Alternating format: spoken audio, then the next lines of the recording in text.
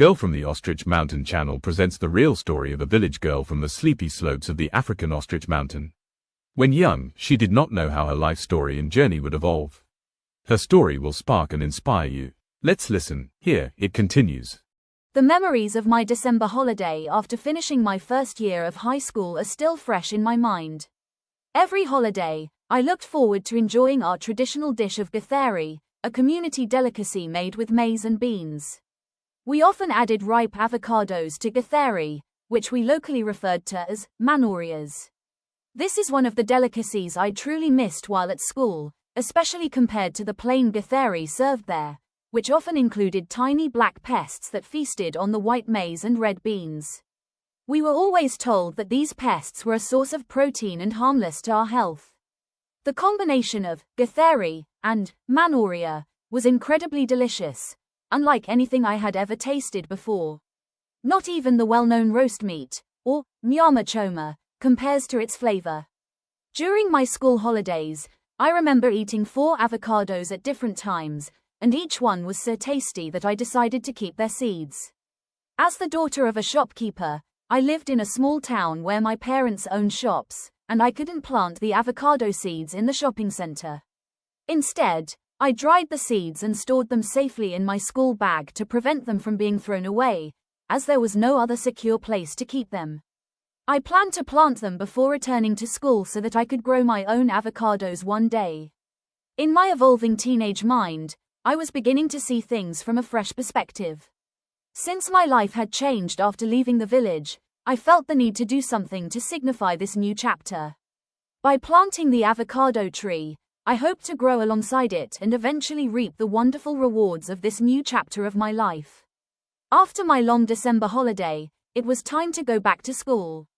The nearest bus stop to our home was about 3 kilometers away, a distance we always walked to catch public transport. I was escorted to the bus stop by my family and some neighbors. On our way, we passed by our country farm, where I secretly planted my 4 avocado seeds in the freshly dug soil from the foundation of our new country house, which was being built. As I made my way to the suburbs of Lower Kabete, where my school was located, I hoped to see the seeds I had planted blossom when I returned for my next holiday in 3 months. I was confident that, even if not all of them sprouted, at least one of my 4 seeds would germinate and eventually produce avocados. After planting the seeds, we continued our journey to the bus stop, where I boarded a matatu to Karatina. From Karatina, I would take the well-known country bus to Nairobi, and then catch another matatu to my final destination, Lower Kabete. I would be at school for 3 months before my next holiday break. When my next holiday arrived, I returned home and discovered that my avocado seeds had grown into small trees. However, 3 of them had been partly eaten by our kanini, the nickname we gave to our black and white cow. Fortunately, the surviving tree had been protected by a small fence that one of the masons building our country house had constructed around it. At the end of it all, 1 seedling survived and grew into a tall, strong tree. This remarkable tree began producing avocados year-round, even outside of the typical avocado season. It also provided shade for weary neighbors who came to relax beneath its branches in the shade, especially during the hot season when the sun was relentless. The tree became a significant blessing for the villagers, supplying them with avocados.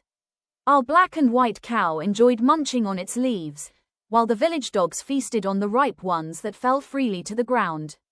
My mother sold the excess fruit to the market women. In my second year of high school, I experienced a significant boost in confidence. I vividly remember returning to school after the December holidays.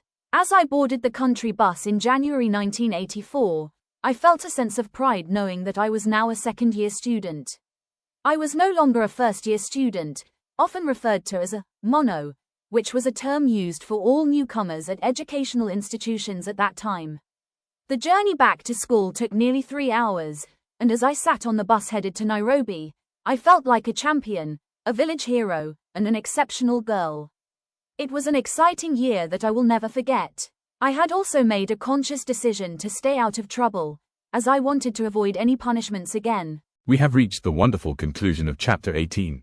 I can't wait for you to join me in Chapter 19 as we dive into the thrilling adventures of the village girl from the slopes of the Ostrich Mountain. Don't forget to like, comment, and subscribe to her channel. Your support means a lot.